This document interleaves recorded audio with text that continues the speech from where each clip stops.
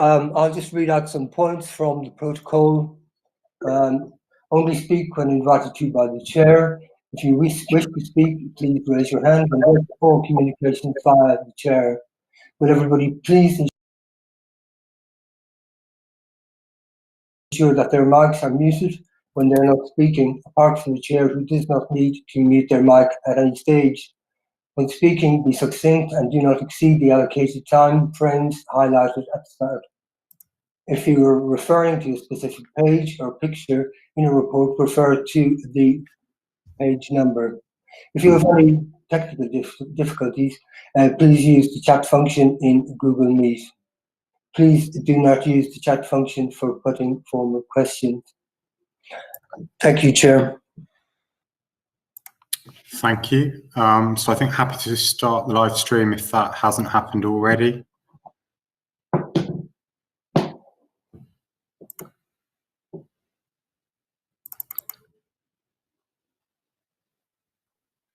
Do we have confirmation?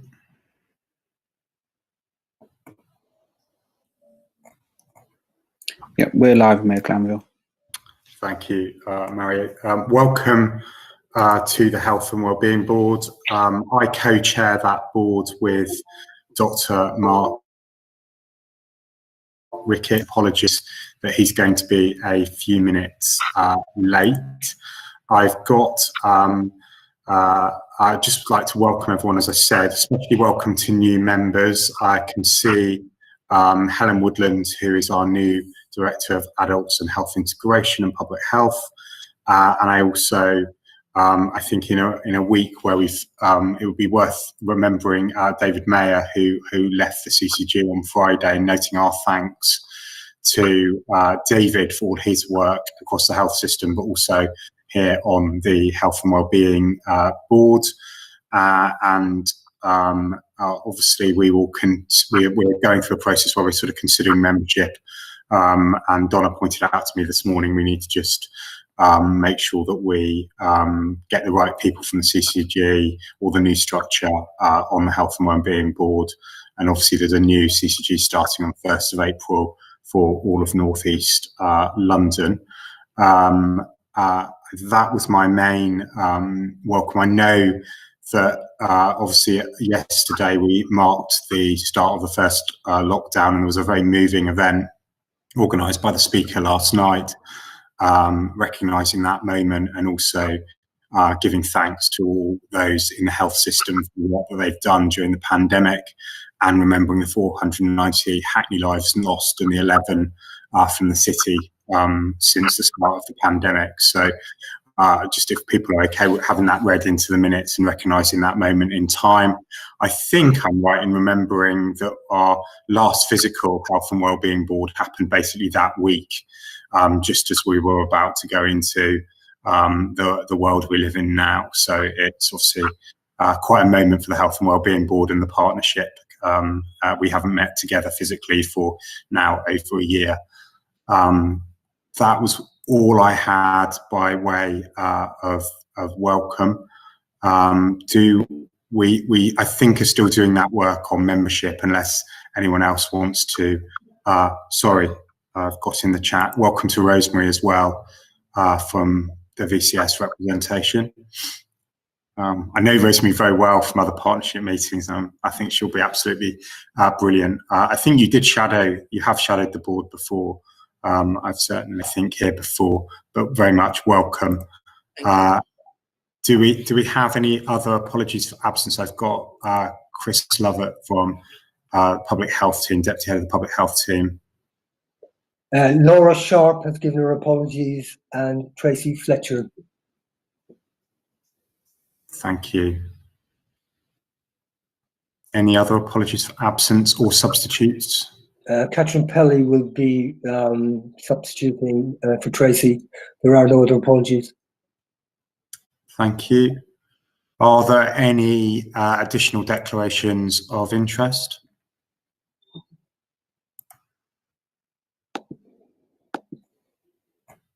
No. Okay. Bear with me 1 second. So then the actions log. Peter, are you going to, or Donna, take us through that? Is there anything you'd want to highlight?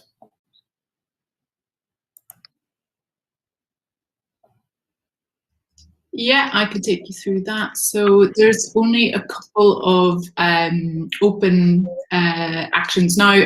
The one that you've just mentioned, Mayor Glanville, around the extended membership nominees, which we're hoping to invite soon. And there is a second open action around a mapping exercise to ensure effective interaction with the process. It's something we talked about in a past Health and Wellbeing Board meeting when we were discussing our health not policies approach, but I think this is going to be discussed in our members development workshop, which is coming up in April.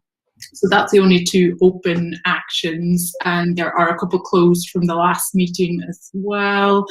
One of those was around questions from the public. Nicole was at the last meeting and she discussed COVID-19 vaccine and testing, and Health Watch had said that they were going to carry out a review across Hackney about the paperwork involved for patient registration at GP practices, and Malcolm has given us an update on that, and Health Watch has spoken to majority of the practices, and Malcolm has informed me that a more detailed report will follow as well soon, so I guess that will come back to the boards. And there was another closed action from the community voice section of the last meeting for yourself, Mary Glanville, to connect Health Watch and Anne-Marie Dawkins with Hackney's policy and engagement team to discuss child-friendly borough approach, and you've done that, so we have closed off that action as well, and that's sort of it from the action log. Thanks, Donna. I can see Malcolm's hand up, and I'll come to him shortly. Sorry for muting you, Peter, but I was getting a little bit of feedback as Donna was speaking. One of the advantages when you're co-chair and you're not in the chair seat is you can do immediate follow-up while the meeting is going on, and that's what I sought to do with the child-friendly borough work, and thank you for those that then followed up afterwards. Malcolm. Thank you. Yes, we did speak to all of the GPs in Hackney, and we did get a very, very diverse response. And basically, we were asking whether people how people would register and who was excluded. So, out of 45 practices, we found that 28 were asking for evidence of address, and out of those, I think 19 were asking for proof of personal ID, which wasn't really appropriate. In fact, we found one practice, the Cedar practice, that says we do not accept asylum seekers or anyone who can't prove their status in the UK. So there were a few there which were actually blocking access to people who should have had a right of access. But we also found some practices and obviously the greenhouse, but others as well, which clearly would take in much more a view which is much more consistent with the regulations they should be following. So I think we will produce a much more detailed report. But I think we only found 2 that asked for photographic ID, which shouldn't have been asking for. But we will produce a more detailed report, and I think raising with the CCG and with the Confederation ways in which the behaviour of some of these practices change. Thank you, Malcolm. Dr. Husbands. Thank you, Magdalene. I was just going to ask Malcolm whether any follow-up was required, but as I was putting my hand up, he did say he was going to be following it up with the CCG and the GP Confederation. Yeah, no, I really welcome that as a forward action point. I suppose as the board meets relatively infrequently, and this is being raised here, I just want to ensure that we were doing what we could on an interim basis to sort of follow this up while we wait for that report. It's obviously been an issue that's raised here. I think it was raised very powerfully at the outbreak board 2 weeks ago, especially around the context of vaccine and health protection. So I don't know if there's a way of getting the sort of interim findings to a group of the senior leaders on the call so we can just check in on practice, because I wouldn't want this to sort of run and run. And we're very, very focused, obviously, on groups that haven't yet come forward for vaccination. I know that's not the whole question around registration and access to health. As somebody that has worked on migrant work, access to health before in a previous life, but I think it'd be great, Malcolm, if there is something we can sort of work on while you finalise the report, and if there is any very poor practice, obviously making sure that we've got that and we can work to act on it. Councillor Fajana Thomas. Thanks, Mayor Glanville. You've actually covered my question. I was going to ask in the interim, because of the vaccination program, how do we progress things, and people that might not be registered at the moment can be called and offered their vaccines?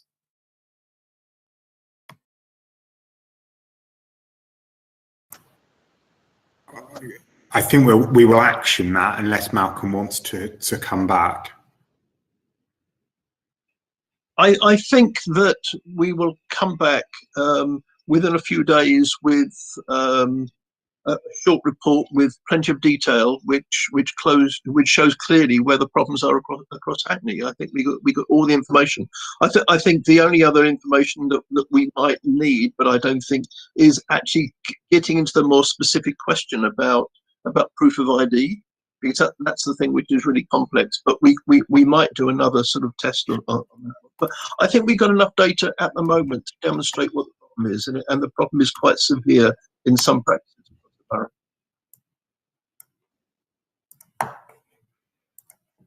Thank you. I think obviously we have, as we heard, though at the Outbreak Board, done a lot of work to ensure this isn't impeding vaccine access. So I just want to provide a little bit of balance to what I think is a really important challenge, Malcolm, and make sure that we sort of come back. Maybe it's an action that you're going to provide that further information. We will take some actions away, but when we next meet, we just have an update from sort of both sides on where that's gone. So anyone watching kind of at home and in the minutes can know that as a board we take that seriously, but recognising that the Outbreak Board has been sort of tracking this as an issue more broadly almost every time it meets from the time that I've spent with it. Did you want to add anything, Dr. Husbands, or is that okay?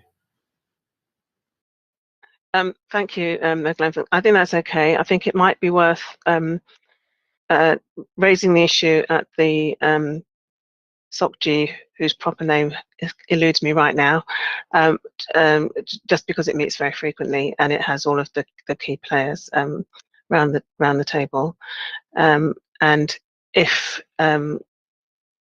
Healthwatch is willing to provide the interim report just to facilitate that conversation, that'd be really helpful. Thanks. Thank you. Yeah, that's really useful. Thank you, Jane, for putting SOCG's System Operational Command Group, which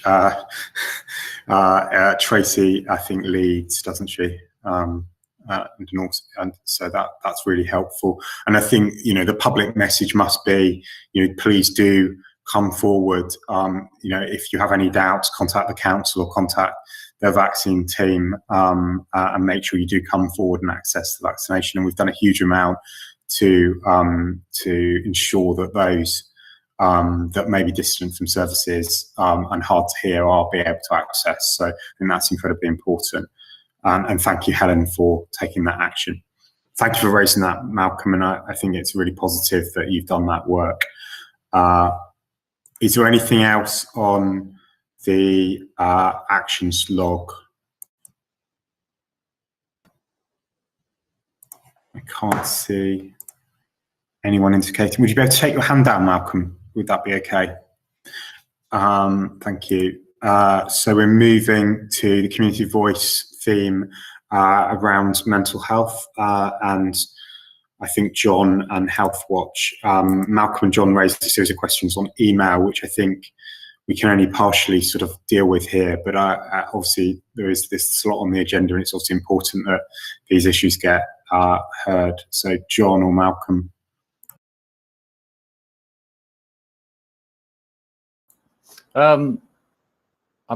slightly confused. I understood that we were unable to get somebody for the community voice. We got somebody very late, so they're not present at this meeting. So I know we're going to talk about mental health and the Afro-Caribbean community, but unfortunately we were too late to actually kind of get it properly on the agenda. So apologies for that, but I'll be meeting with Donna on Friday and make sure we do that better in the future. The questions were specifically from Malcolm, so I'll let him take you forward on those. Thank you. Thanks, John. So I think we're sorry, Malcolm. No, you carry on, sir. No, I don't want to duck back out because we were discussing obviously the questions on email fairly shortly before the meeting started, and I'm not quite sure where sort of Donna, Malcolm, and Peter sort of got to on that because I came from another meeting, and whether we sort of want them kind of registered in the minutes for future action or how they're best handled, because obviously I don't think there is the public question slot because they weren't submitted kind of in time. But I just want to make sure that, you know, Malcolm understands that we all saw them and Dr. Ricketts saw them as well, and we do want to take them back. So is that okay? If, I know that they're not before the rest of the meeting either, so that also makes it a bit more difficult. Yeah, I would simply say at this stage that there is a very serious situation about the shortage of beds for young people. And I do think that, yes, we need detailed answers to all of the 5 questions, but we do need to know very soon what the situation is locally about access to beds, because there has been a lot of information across the country about children being sent very long distances to mental health beds, children who are critically ill. And I think we need to have a regular update on the situation locally. So that's all I'd say at the moment. And then quite soon we can get fuller answers to.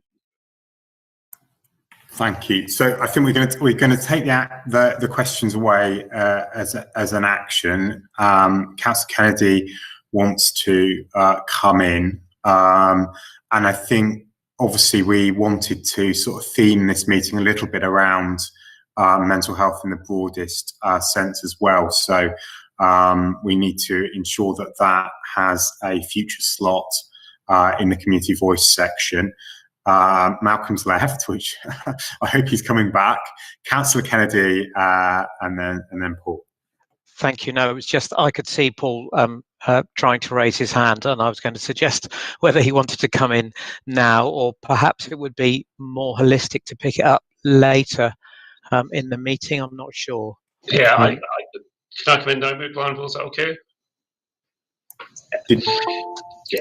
So I think just to mention, it would be useful to see the question so we could get a fuller answer. But just into the issues that Malcolm raised, there is known to be a national issue with beds for children and adolescents. We do have a provision locally in London at the Coburn, which we've extended, and we're usually always able to find beds for our residents' children that need inpatient care. So we don't have, in comparison to other places, long waits of children sitting in A&E departments waiting for beds. But it is a national problem, and particularly a London problem. But I think in East London, we're doing better than most, if that helps. I think that's really helpful, really helpful. So let's place it in that context, take the questions away, and come back, and we might touch on some of it when we come back to mental health later in the agenda. So if we're okay, noting that I don't want to lose the opportunity to talk about mental health from perspective of Health Watch and Community Voice and our diverse communities. So I know that Don and I have been looking at some work that ELFT is doing around anti-racism nationally. It could be right to sort of theme that around that session when we get it in our future work plan. If people are content, welcome, Mark. But let's move on to item 7, which is the Health Inequality Steering Group update, and Jane. Thanks, Meg Glanville. And hi, everyone. I am very conscious looking around the virtual room that lots of you will have heard this before. So I'm not going to spend a lot of time on the paper. I think maybe the discussion will be most useful, and it does feed into the next agenda item around the health and wellbeing strategy as well. We had a brief update on the agenda at the last meeting, but we ran out of time, and actually we didn't have so much to update on then. But since then, the steering group has. No, you're right, Sandra. I'll go through the headline. Sandra saying that the public won't have heard it, so apologies for that. So the steering group has now developed a set of priorities for action to tackle health inequalities across City and Hackney. So I have got more to update you on, so there is a bit more meat on this update. So remembering that some people won't have heard this at all before. Okay, so obviously COVID is acting as a catalyst for local action, as national action to tackle health inequalities. And the steering group has been convened basically to provide a focal point for this work, and it's just to make sure that we are making the best use of our collective resources. To reflect that, so the membership is drawn from across the two local authorities, the voluntary sector, both City and Hackney Health Watch, and various NHS provider organisations as well as the CCG. And it's chaired by Sandra. And basically what we've been working quite closely with Malcolm and John and HCBS on is how we involve residents in a meaningful way in this work, so we don't just have like tokenistic representative, rep who sits on a board, but we might want that as well. But what we're trying to do is to do that in a more meaningful way. And so we've developed the resident engagement framework. We've actually got a meeting of the steering group tomorrow to discuss this in a bit more detail, but we could share that at a later date as well with you. So the group has met 3 times, twice in a workshop type setting to try to sort of quite rapidly develop a set of broad strategic priorities for tackling health inequalities in the context of COVID. And basically what we've done is that they're not going to be news to anybody. So we're not sort of like come up with something that no one's ever thought of, but there are 10 broad areas for system-wide action that have been defined, and the steering group has prioritised 4 of those that they want to take a leadership role in. So where there's a sense that mobilising system resources through the steering group will actually be more impactful, will enable faster progress, or will enable work to start that may have stalled in the past. So the 4 areas that the steering group will be leading on and has already started doing, and you'll see that a lot of work has started in these areas. It's not starting from scratch. So one is around equalities data and insights, so how we are much better at routinely collecting and recording equalities data in our services, but also gathering the sort of more qualitative insights from the communities and using all of that in a way that really helps to inform action. Having the right tools and resources to make sure that health equity considerations are considered routinely in decision making, and I know that the board has already started to do that through the Health in All Policies approach. But this goes beyond just doing inequalities impact assessment and a sort of tick box exercise. It's actually really embedding it in how we sort of think about what we're doing locally. Tackling structural racism. So again, we know there's a lot of work going on in this area, but what we really wanted to do was to adopt a partnership position and a partnership action plan so that we are working together for maximum impact. And then what came through very strongly was the need for a much more meaningful and sort of equal partnership with our communities in terms of how we develop solutions to the health inequalities that have been obviously quite exposed, but they're long-standing, that we're all aware of. So they're the 4 areas that the steering group is going to lead on, and there is a named lead on the steering group for each of those areas, and we're in the process of developing some quite sort of specific action plans around those now. And I have to say a big, huge thank you to Malcolm and John, who've been doing loads of work around the 4th of those priority areas.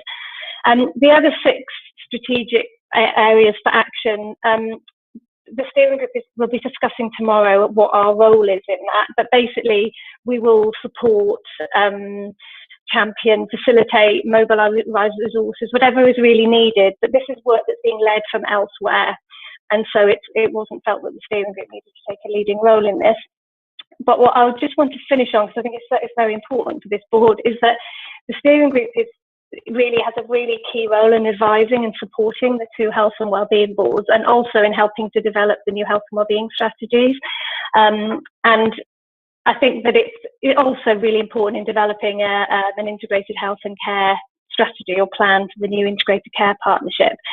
Over time, I do think that the role of the steering group the work of the steering group and the health and wellbeing boards will increasingly align. And so I think that the scope and the purpose of the steering group will need to be kept under regular review. And it may be that in 18 months' time, we don't need a steering group because this work is being led by this board. But hopefully by convening the steering group now, we're giving that a bit of a sort of quicker start point to be able to help with the work that needs to be done now, and also it does help to shape your strategy as well, because we've been sort of keeping an evidence pack up to date, for example, on COVID inequalities. You've seen a previous version of this at the board, I know, but there's various other things that we could support the board with in developing its strategy. So I think I'll stop there, but you'll see that the recommendations really are just so that, you know, we make sure that the priorities that have been identified do shape the new strategy for the Health and Wellbeing Board, and also that we just continue to work in close partnership. So obviously there's quite a lot of overlap in what the priorities of the two groups, the board and the group, are. I'll stop there. Thank you, Jane. That's really helpful.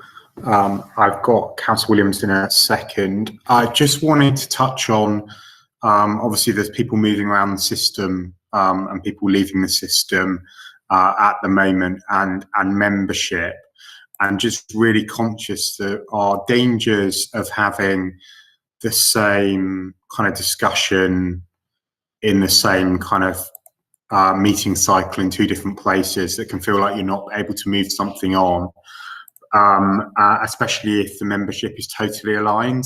Clearly here there is representation from beyond our own Health and Wellbeing Board into the city, which is really positive and helpful given the coterminosity.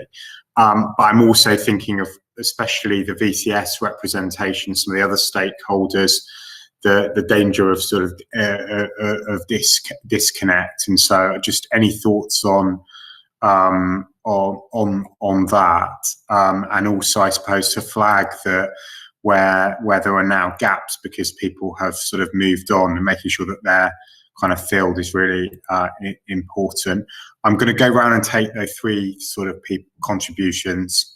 So Councillor Williams and then Councillor Kennedy.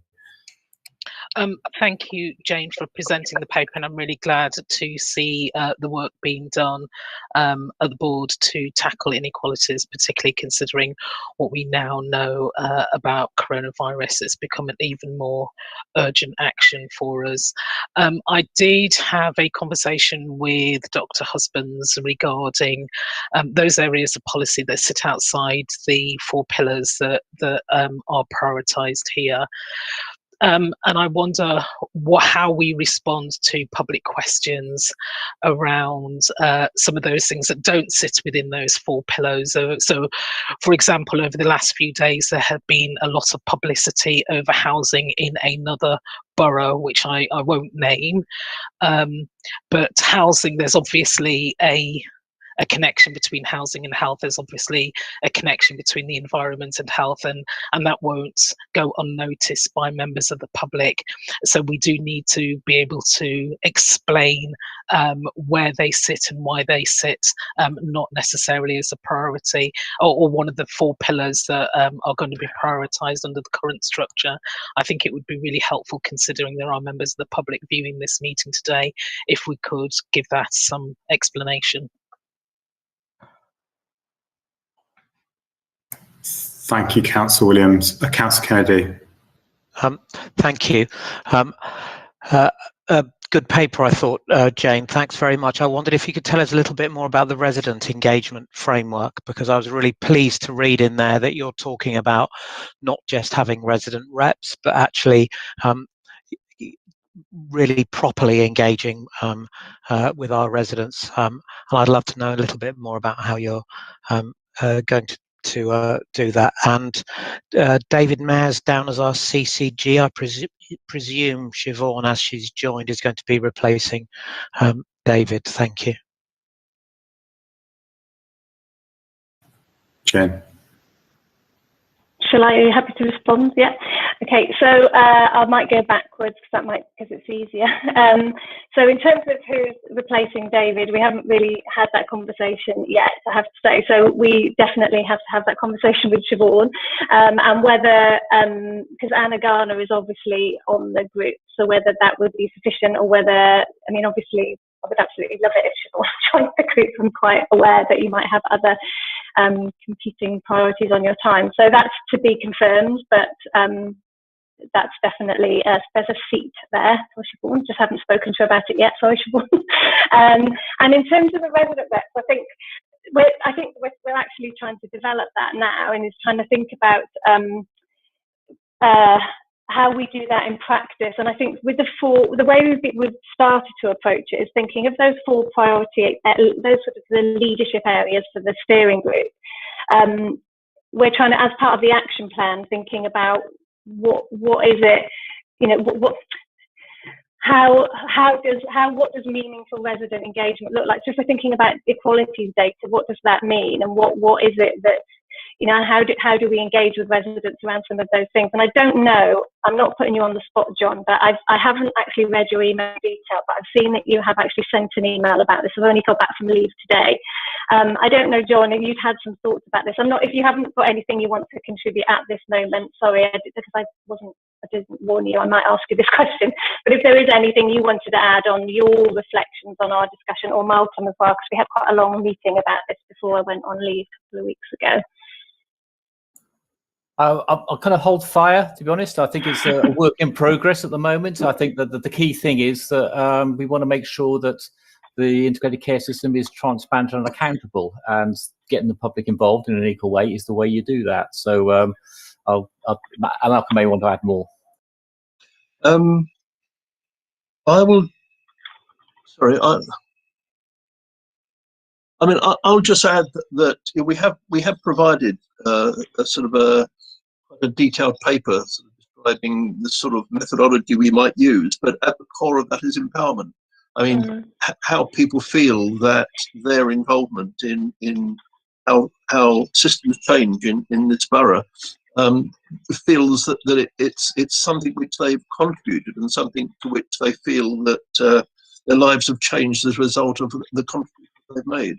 So I think probably, as you haven't read the paper, it would be better if we discuss it when you've had time to read it, because the 3 of us have been working on it in detail. So I think it would be useful perhaps for the next meeting of the committee. Yeah, and I think it could also inform how the board engages and consults, for whatever words we use, on the strategy as well. I think it would be quite useful to take a consistent approach if we think this is the way to go. So yes, very happy to bring that back.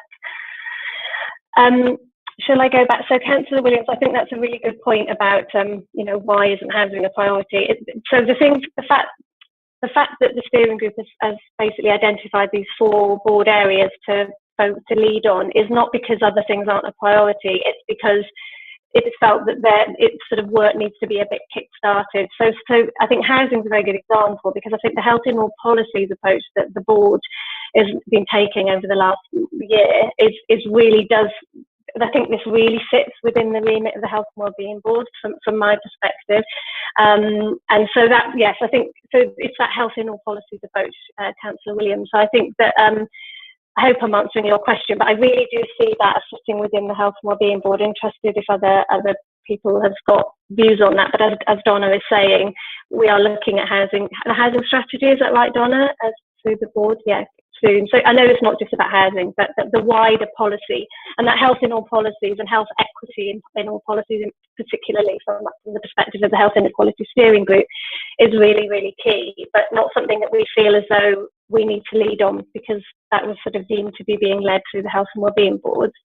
And then going back to your point, Meg Glanville, about the dangers of having the same discussion in 2 different places, and I think that was sort of what I was trying to say about, we need to, even if it may be that it's just doing regular updates here, whatever it is that's exactly what we'd like to try to avoid. And increasingly, I think the work of the steering group and the health and wellbeing board are going to align. And I think that no one wants to duplicate. There isn't a huge amount of shared membership. I do recognise that Malcolm does sit across, and so does Sandra. But I think that we need to keep the scope and purpose under review. And if it feels like it's starting to become really disconnected, then we need to rethink how we're doing this. We convened this group quite quickly to take forward the work that wasn't really being taken forward anywhere else. If that changes, then I think we need to change as well. In terms of gaps where people have moved on, I think we've addressed that through David Mayer and what's happening with that. And again, I think we've taken this paper to a number of different groups and boards now, and I think there's already a discussion that we need to have about whether the membership is right. So this is a bit of a moving feast at the moment. I hope I've answered most of the questions. Thanks. I know Sandra wants to come in. I was just partly reflecting on some of the discussions we've had at the Community Strategy Board, and I know Rosemary's been there as well, and Rosemary's representing here, but not on this group. And Jake is not on this group, but on the other. So just reflecting, especially around the anti-racism work and how that impacts on health inequality, that we've got the right connections and touch points for that. And Jason's here for a later item, but I just think it'd be good certainly to track those issues. And if we're talking about local institutions, as it's referenced here, that could also focus on kind of institutional racism, police, as well as health system. And what do we mean by that in this context within this working group, given there are activities around that kind of elsewhere, to flag it really, not to say that it's not absolutely right and it's been identified in that co-produced way that you talked about, which is really important. Just one thing before I bring in Sandra, the other thing that struck me about health in all policies is that is a new process that we have done over the last year as a health and wellbeing board.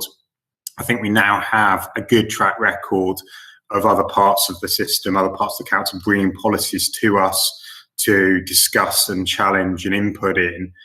They are intending to be, obviously, because this is a new process, quite last stage of those policies and that development work.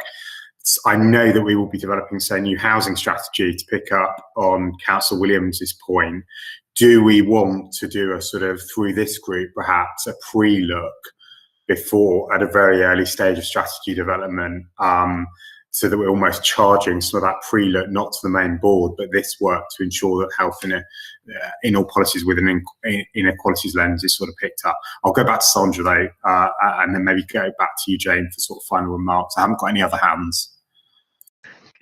Thank you, Meg Glanville. Actually, I wanted to pick up on the point about health and all policies. That was quite a helpful introduction, and really to both reinforce what Jane was saying, but also to just expand on the point, really, that where things appear not to be a specific priority for the steering group, it's not that they're not a priority for us either as a local authority or as an NHS organisations or as a partnership as a whole.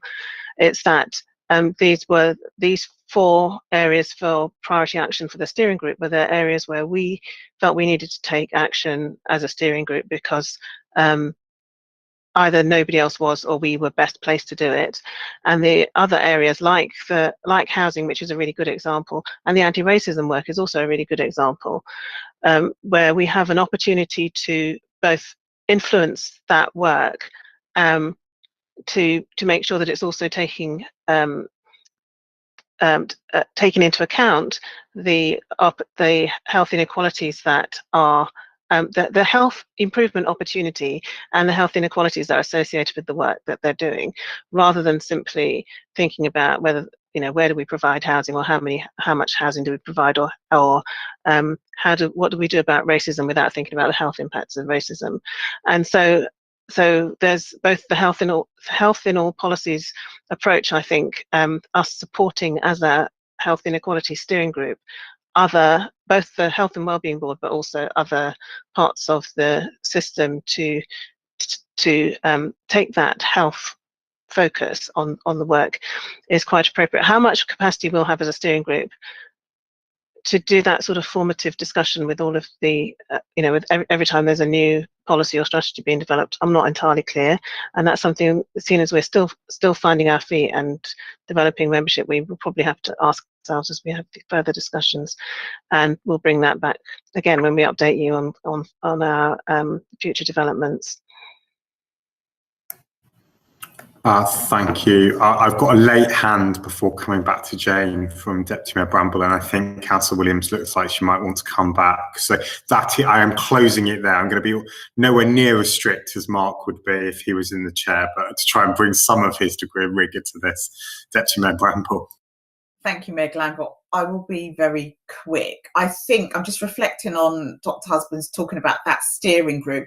And I suppose I'm reflecting on you always using that exam question. And that exam question is, how does that steering group ensure that when we have our key priorities and the groups of people that we're focusing on, how does that policy and all that we're doing through the board filter through across the system?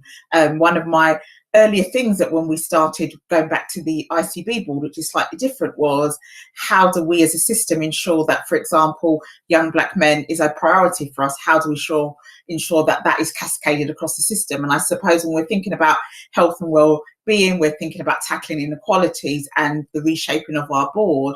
How do we ensure that everything across the system has an understanding to feed into what we're doing now to ensure that we're furthering those outcomes for our residents? So that was just a reflection. Thank you. Thank you. You took your hand down again, Councillor Williams.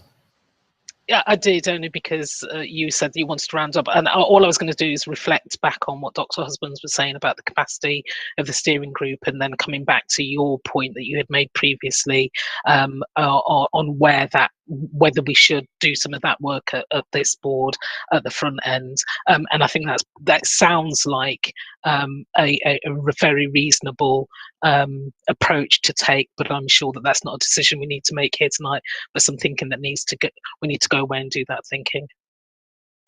Yeah, I think there are also dangers that because this board has good inclusive membership and that opportunity for the community voice and insight through Health Watch and our sort of permeability, that if we don't get that quite right at a strategic level, people are coming with their challenge around some of these issues, but can't then achieve purchase within the system to sort of follow that through. And so I think that's where this group can be really add value to that work and allow some of those issues to be worked through in the way that's been described, which I think is really helpful. Jane, did you want to, any final thoughts? No, I mean, I actually think that between Sandra and Councillor Williams and Councillor Bramble sort of summed up what I wanted to say, really. And I think your point about doing some of that work earlier on in the strategy and policy making process is absolutely the right one. And I think what then reciprocally the steering group can support with providing the tools to enable you to do that. So I think that might be an efficient way of working. But I think we're going to have to see how things evolve. But thank you. That's really helpful input. Thank you very much. I realised that I skipped ahead of the minutes because sometimes we do that at the end of the meeting. We did the actions instead. So I'm just going to jump back to item 4 and double check that everyone is happy to agree the minutes of the last meeting. I'm seeing nodding. Good, nodding, agreed. Thank you. So item 8. Is the health and wellbeing strategy update, which is to Donna. Thank you, Donna. Thanks, Mayor Glanville. I'm just going to take you through the report that's in your pack and provide a bit of context, I guess, because we've got quite a big group here today about where we've got to with this health and wellbeing strategy, and also give you a quick update on the health and wellbeing member development workshop as well. So on page 2 of the report, there are 3 points around the conversations that we've had with the board about the strategy to date. And just to quickly go through those, that was we had a conversation back in July last year about using the opportunity of the health and wellbeing strategy to co-create a new strategic framework for tackling health inequalities. and that will be led by the board. There was also an agreement that a fully co-produced approach to developing the strategy would be the best one to take. And we also had a discussion about establishing a working group to oversee the development of that new health and wellbeing strategy. And then in the November meeting, we presented another paper which outlined our proposed approach to developing the strategy, and that's embedded within the paper, so hopefully you're able to see that if you haven't been at that meeting.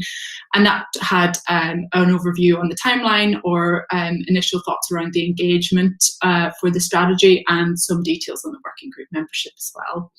And then finally, at the last meeting, we really discussed the workshop proposals. So the board agreed to the delivery of 2 workshops. The first one was for a members development workshop to agree a set of principles for the board to work towards and thinking about the work of the board over the next few years. And I'll quickly run you through where we've got to with that. And the second is related to the strategy. So that's a workshop, a joint workshop with City and Hackney Health and Wellbeing boards and wider stakeholders to agree a strategic framework for the new health and wellbeing strategies. So we've got a little bit further with the development of both of those workshops since we met in January. And just to give context to people who might not have been at the previous meetings as well, I think Mayor Glanville's mentioned a bit of this already, but last year we've decided to expand the board's current membership to make sure that it reflects the wider remit beyond the health and care system, and we're thinking more about the wider determinants of health. And as you've heard mentioned in the last agenda item as well that Jane presented, and the comments around that, we've also agreed to address the wider determinants by taking this health and all policies approach as well. So that was all agreed in July last year, and we thought it would be a good time now with the extended membership to organise a development session for the board to think about the next steps with this work and their work as a board. So hopefully now all members have been invited to the workshop. It's been set for April 27th. It's a half-day workshop from 1 to 5, and it's taking place virtually. That workshop will be externally facilitated by LGA, and it's hopefully going to be designed to give members a bit of space to reflect on the impacts of COVID-19, but also to think about the work and the future direction of the board. We are just getting together a plan for that workshop at the minute, but we will be sending further details out to members in the next couple of weeks, and possibly with some pre-workshop work as well around a questionnaire. So watch out for that, and please do check your diaries to make sure that that invite is in there. The second workshop is the one I've mentioned just before, around the health and wellbeing strategy. So that's the joint health and wellbeing strategy prioritization workshop. Not the easiest title to say. And that is, as I said, joint. That's with City and Hackney, wider stakeholders to agree the strategic framework for the strategies. And that's going to provide an overview of population health, the policy context, and any learnings we have from other areas, but then giving us some time as a group to think about, separately for City and Hackney, I would say, to think about what our draft priorities might look like. And what we'll do to support that as public health is, well, Jane's already mentioned there's a lot of work that's gone on already around developing an evidence pack around health inequalities, but we'll also be, our intelligence team, we're just looking at that at the minute, and that will be ready before the workshop and will be presented to people in the workshop to help think about what those priorities might be. And along with the data that we'll have, we'll also be looking at what insights we have locally as well to make sure that we've pulled that all together for the workshop. So that also should be in members' diaries now. It hasn't gone out to wider stakeholders yet because we need to think about who that list might be. So I think we'll need to decide that pretty soon. But just to let you know, that's booked for the 21st of May, a little bit later than we'd anticipated, but due to diaries, that was the sort of first available date that we could get most people booked in. And that's, again, a half-day workshop. It'll most likely be externally facilitated and will take place virtually as well. similar to the first one, we'll definitely be sending you more information on that in the run-up to the workshop as well. So that's the 2 workshops, and then I have chatted a lot about engagement, and Jane's just chatted about joining up the engagement approaches between the Health Inequality Steering Group and the work of this strategy as well. But just to say that the hope is that once we've developed those initial draft strategies from the workshop in May, that we would really want to be going out to engage with our communities quite soon after that, and use the summer months to work with communities to make sure that we've refined those priorities and are building that feedback into our draft strategy as well. And we are developing a draft engagement strategy at the minute, and we'll be sharing that with board members, I would say probably before the July meeting. Obviously, that's the next time the board are going to meet up, so that will probably be sent to you guys via email if you're all right with that, for comments and feedback. And we're also going to chat to stakeholders about that in the run-up to the engagement as well. Yeah, all of that being well, we're hoping that we will be writing the draft strategy before going out to formal consultation, and we're hoping that that will go to the September Health and Wellbeing Board meeting prior to the formal consultation, although I believe the dates on that have changed this week, so I just need to check in with our project plan on that. And the last thing to just bring your attention to is any papers that we've brought before. We've talked about a 2-month period for formal consultation, but after speaking to our colleagues in the engagement team, we decided it would be better to flesh that out to 3 months. So we're proposing a 3-month formal consultation period, just to make sure that all residents and stakeholders have, enough time to feed into that process. So the implications of that would be, originally we hoped that that would come to the November meeting for a final sign-off, but if we were going to extend that formal consultation period, it would likely come in January instead of November. So I'll finish there, but just to sort of go through what the ask is, we're asking members to note the 2 confirmed dates for the Hackney Health and Wellbeing Board, and it's really important that members do attend both of those workshops if you're free and have the capacity. I think the more people there, the better for the outcomes of those workshops. And then we would like you to consider the expansion of those project timelines to integrate a longer formal consultation process as well, if that's okay. And I'll finish there. Thank you, Donna. Thank you for all the work and thought that's gone into this. And I know it's not easy to find those diary slots. And I welcome the fact we're going to do some of that work in April and not just wait till the sort of post pre-election period and after the elections and into the summer, because that can make it quite truncated. Sandra, you've got your hand up still. Okay. Councillor Kennedy, I'll bring you in a second. Just some immediate thought. I think it's really exciting. I'm really pleased that we're doing it in this way. I'm reflecting on some of the insights work that we've already got from the policy team, HCVS, and probably Hackney Young Futures and Ageing Well as sort of input documents, which have been, they transcend COVID, so they identify issues from pre-COVID, but obviously there's been some really important work on that. Obviously, we've just spent a very good and important period of time touching on health inequality. So I think we just got to be really careful what our sort of inputs are and make sure that we add to those conversations and don't necessarily just have them again. Yeah. And that people see themselves reflected in that. The other bit, and I saw Newham got Professor Marmot to come and speak at some sort of equivalent event, and whether or not, like, I don't know what his day rate is, or whether he just comes because he's intellectually curious about thought leadership around health inequality. But it's somebody that could perhaps be a bit of a draw and a bit of a challenger, as well as having the sort of facilitated element that could test us a little bit, and put some of that sort of nation challenge. And it could be someone from King's Fund. It could be, it could be quite an interesting thing to sort of add to the system. Well, there we go.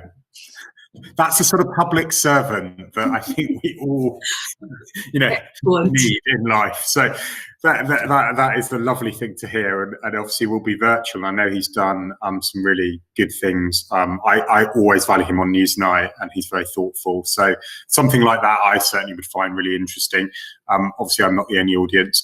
And the last bit is the Joint Strategic Needs Assessment, kind of evidence base as well. So what are we going to be what's the sort of some of the exam questions that we're going to be presented with? I think is really, really important.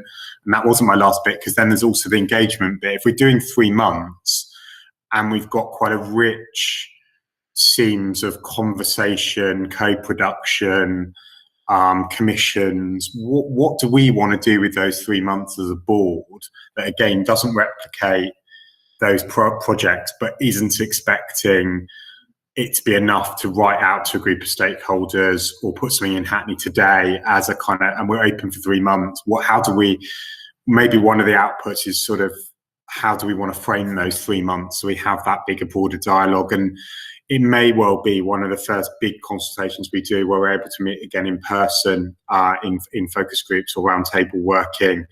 And I know the public health team did an incredible piece of work around food a couple of years ago, which really I thought sort of had quite a lot of challenge about what we mean about healthy weight and healthy eating, and I was privileged to take part in it. Obviously, I'm no longer the icon for that I once was, but I'm not sure many of us are. But I'll stop there and bring in Councillor Kennedy. Thank you. Yes, Michael Marmot would be great if we could book him. I mean, he's always good value. He was brilliant on the Moral Maze recently. He absolutely tore it up.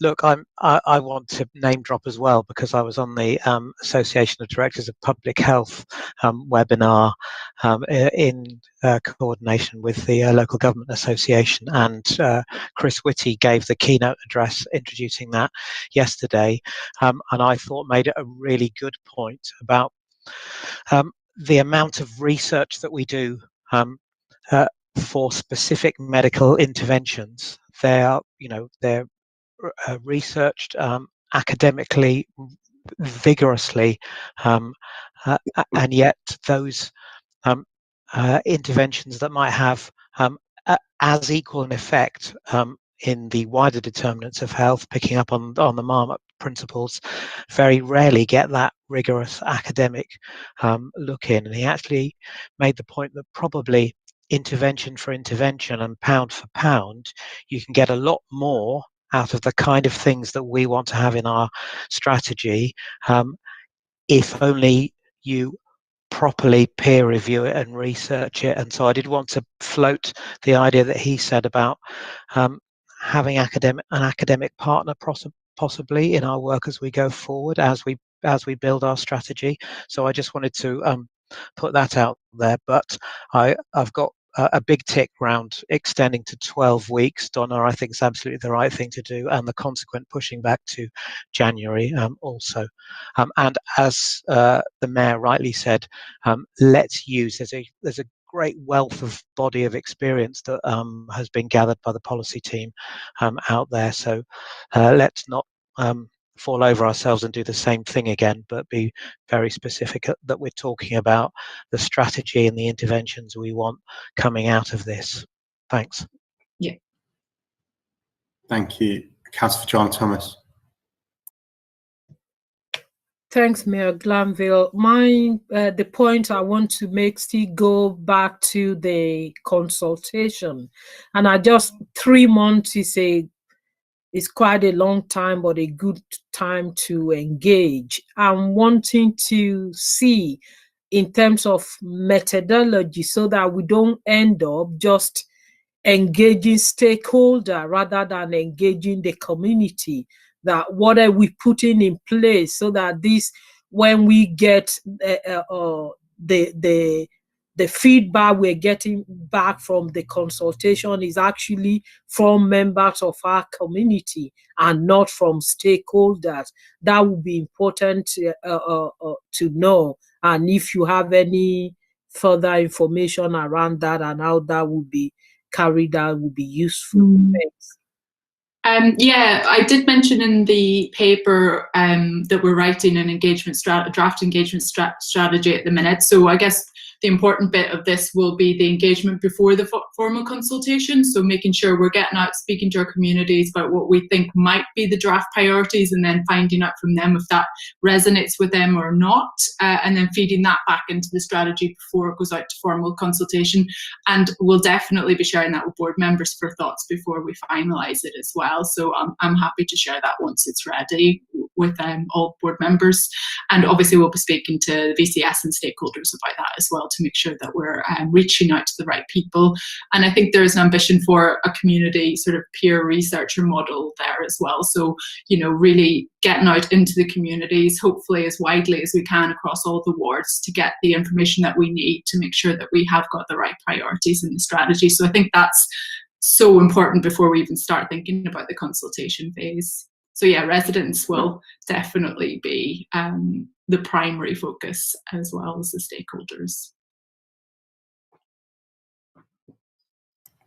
That's really exciting, the idea that the resident peer researchers. I think that's something we've seen from UCL and some of the work the Policy of team done in the east of the borough. Are there any questions? I'm just also thinking of partners on the call, and it may be also useful to know what other strategies that partners are kind of out there consulting on in parallel, so that we don't also sort of trip over ourselves and get the right inputs on what we're seeking to sort of more broadly. And I presume it's a 4-year strategy coming out the other end, and will it go to council or cabinet, or will it just sit and rest here? It is a 4-year strategy. In terms of the council or cabinet, I'm not sure on that. Sandra might know, but I'm not sure. I know that it's owned by the Health and Wellbeing Board, but whether it goes further in terms of governance, I don't know. I don't know either. I think previously it's been it stopped with the Health and Wellbeing Board, but I think that's actually something that we might need to explore, given that we've actually been looking at the governance in terms of reference. So I'll pick that up with Andrew Sprague outside. I think I would welcome either, you know, even if we were referring it for debate, in the way that, in fact, some of our safeguarding boards report. I think it's really important that it's aired more broadly, and there is, I think, within the constitution, the idea of a borough debate at full council. This could be an excellent topic for that, and some theming to make sure that, you know, it's really understood by our colleagues. I think the point about it stopping here and not being kind of absorbed and understood by the whole of council, and also the sense of it being on the public record. I know this is obviously a public meeting, or meeting in public, but I think it would be really excellent. And I think Chris there's obviously updates in chat. Yeah, to emphasise health in all policies, absolutely. I'm going to draw that to a close. I think that I fear we gave Donna an incredible amount of feedback and work there, which, but I hope that was useful. And I do also feel that there's a lot of engagement around this, and I know we spend a lot of time in these sorts of workshops, but actually, I think there's some real thought going into making sure this is really excellent, and adding to the work that we've already sort of triggered. So thank you, Donna. Thanks all. Next, I am told that there is a pre-booked break opportunity in the agenda. I just want so a 5-minute comfort break. We're slightly behind the time though, so I just want to sort of gauge the room whether they want the comfort break or not. Yes is the answer. So we will reconvene at 10 past and then try and move through the final parts of the agenda. Thank you.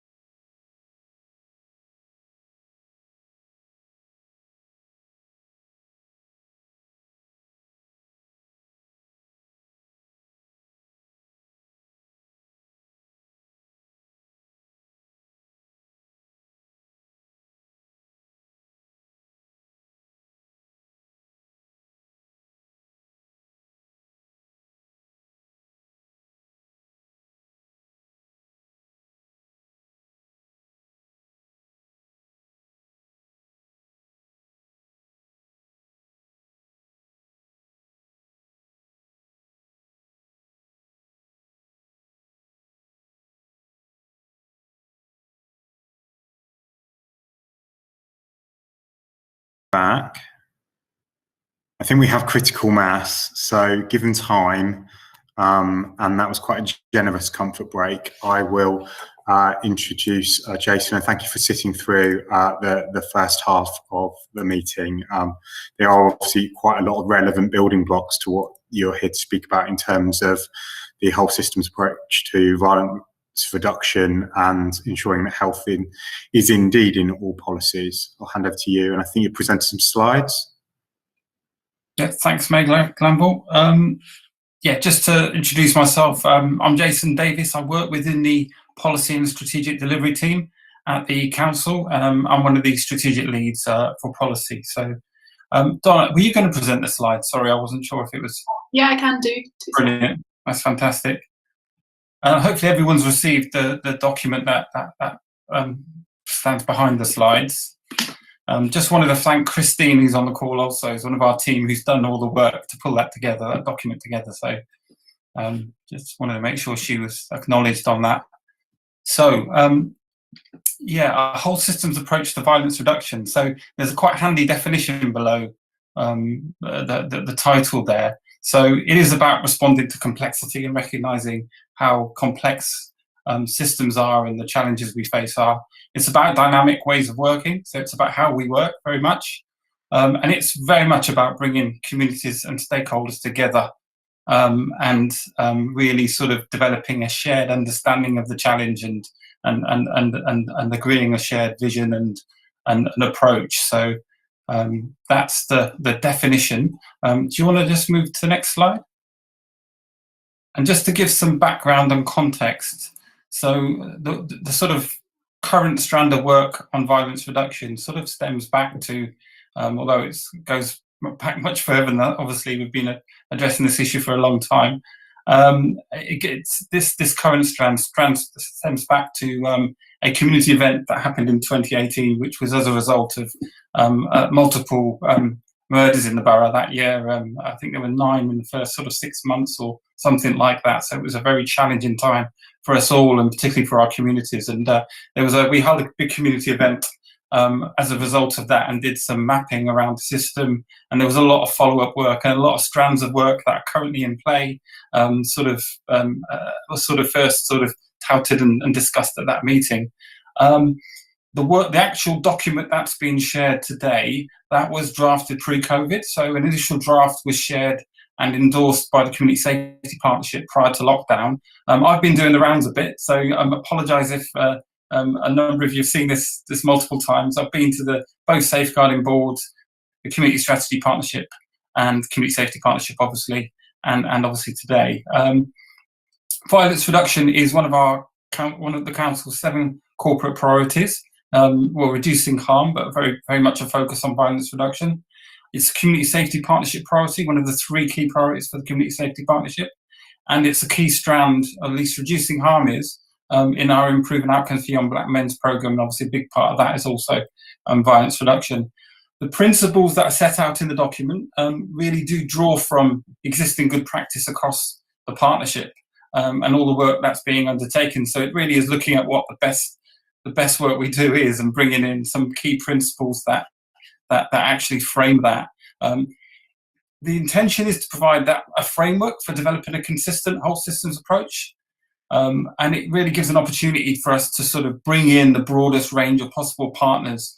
Very much as a reference to health in all policies, we want to have a sort of violence reduction in all policies approach as well. So really looking at the wider determinants of violence, which are also the wider determinants for many other challenges, including lots of the health ones as well. So there's lots of intersection and crossover between the agendas, I think, around health and violence reduction, as well as obviously addressing the proximate causes. It aligns with the whole systems approach of the VIU, and obviously the public health approach to violence reduction also. If you can move to the next slide, Donna, thanks. So the principles that we set out, I'll just take you through those.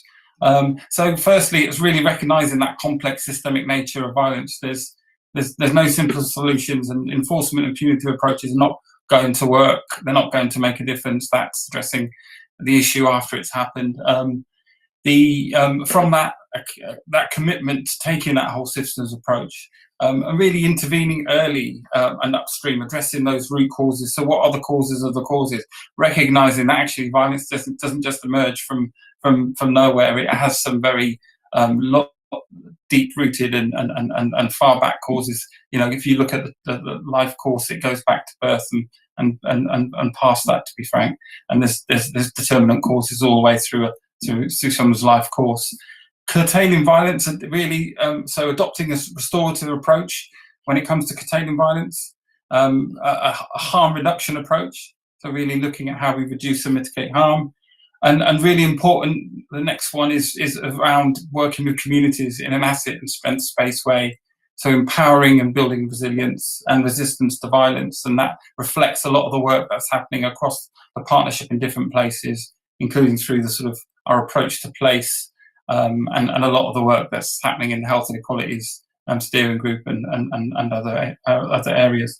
And then also a commitment to reviewing our work through an anti-racist lens. So really making sure that all of our work takes that approach, actively challenging practice and policy, and looking at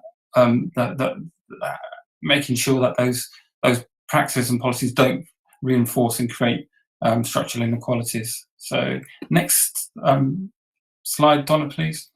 So so that was the strategic principles, and there's a set of enabling principles we've also agreed.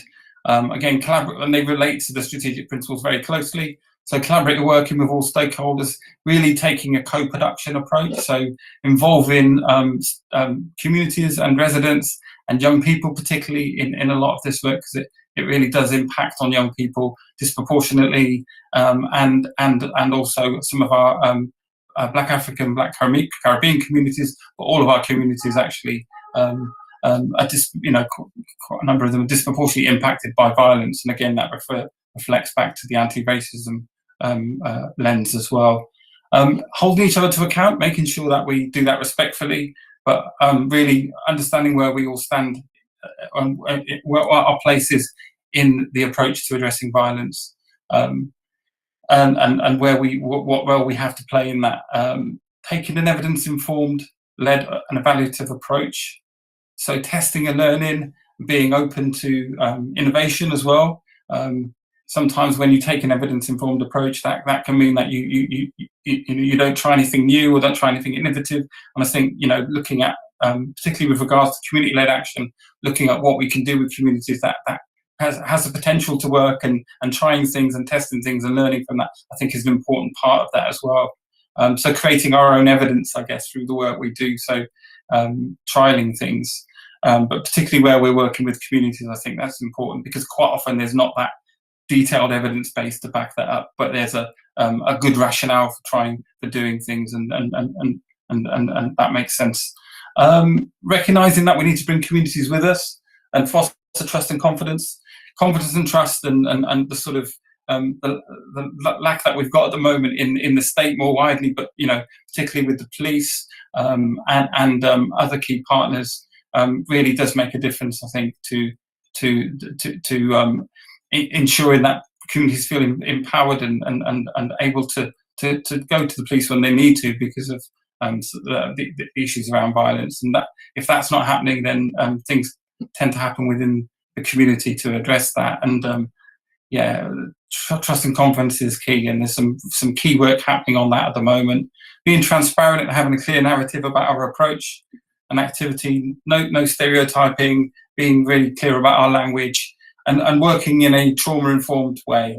So being aware of the adverse childhood experiences and the impact they have, and having a resilience focus. So those are the key principles that we've set out. Do you want to move to the next slide, Donna, please? Thanks. So what I set out there is some of the key initiatives focused on the wider determinants. Again, these are included in the document that we've shared. That to recognise that actually this isn't just about immediately sort of dealing with violence as it happens, or that diversionary approach, but also looking at what are the wider determinants. So these are some of the things some of the key initiatives that support that. I've already mentioned improving Outcomes for Young Black Men's Programme. There's a focus on schools, mental health and reducing harm there. And we've recently engaged with our residents to create a community accountability board. So again, going back to some of those principles about how we work with communities and our residents in a much more collaborative way and co-produce solutions. So that's in its early days, but there's some really good work there happening to develop that. Our inclusive economy and poverty reduction, that's clearly one of the things that feeds when you look at the sort of correlation between deprivation and violence. It's strongly linked. So that's another key piece of work. Contextual safeguarding is all about when we're out in the community and when with businesses and residents and voluntary sector organisations that are out there really taking ownership for young people, safeguarding and ensuring that responsibility accrues to all of us and we all take responsibility. So that's a key piece of work. Our partnership working with the VCS communities more generally, I think having a very much more collaborative approach and co-producing with them the solutions is key. Our Young Futures Commission has raised the challenge of us adopting a whole systems approach and a public health approach. So that's been key, I think. And our approach to community development and local place-based working, and again, our anti-racist action plan. Donna, if you can go to the next slide. So what we've done with the document is pull together all the key strategies and plans that both directly address and some of those that actually address the wider determinants and really sort of tested those against our strategy. It's a work in progress. It isn't something that's a finished document ever, because new things emerge and develop and come on stream. We've just added the work that HCBS have recently received funding for a consortium called MyEnds, which is looking at place-based approach to violence reduction. So that's just been recently added. So this will be a document that grows and develops over time. It provides an opportunity to look at the balance of our work across the whole partnership and test those against those principles. What are the gaps? Do we measure up? Are we really yeah, okay, thank you. Embedding the narrative, it embeds the narrative, fosters a shared vision and approach, and encourages systems leadership. So that's the quick consolidated overview of partnership activity. So I want to move to the next slide, Donna, and I'll whiz through these. So how do we embed that approach? I mean, one of the things we're working on as a policy and strategic delivery team is how we do that across all of our corporate plan challenges, and really get people to think across the partnership in a systems leadership way. So we're working with some of our key partners across the council and our key leads to actually develop a model, I guess, a tool that enables and facilitates that systems leadership and systems thinking. And really, we've looked at it through the lens of a horizon scanning tool. But it is a bit more than that. It does look at interdependencies and the cross-cutting issues and challenges that emerge. Can you move to the next slide quickly, Donna, and Al?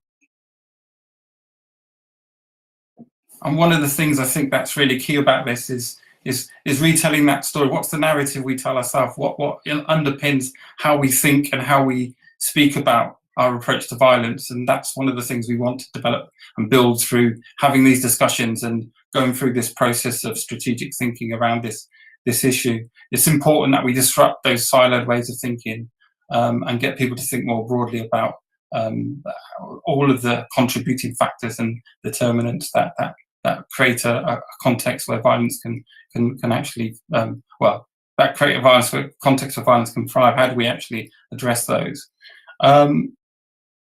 It recognises really as well, recognising the primacy of residents' in engagement and residents' experience in thinking about how we address these challenges. Life is complex and messy. It is a whole system. We can't break it down into silos. So really involving residents in that and communities in that is so important. And you know, I've mentioned an example of doing that through the YBN program. Sorry, Don, you can move on to the next one now.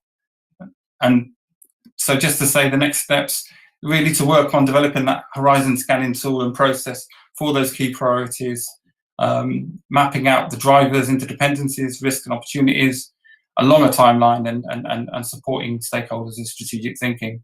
And we're going to hold those sessions, a number of those sessions across the partnership, both internally with council services, but also with partners more widely and with the community groups as well and residents.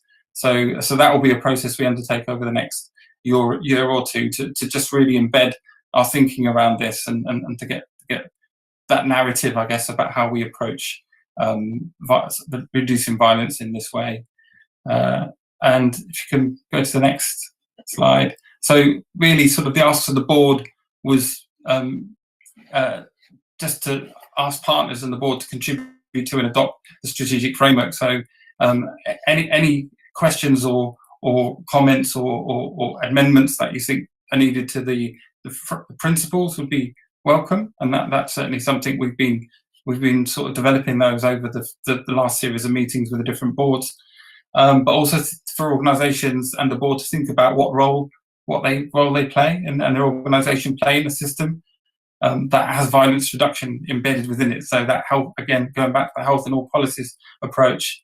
So yeah, members of the board are asked to think about what more they can contribute towards reducing violence. What are the opportunities for greater join up across the system, and how does the way they work and actions undertake align with principles set out in the framework? So how do we test ourselves against those principles? Are we living up to our standards that we've set?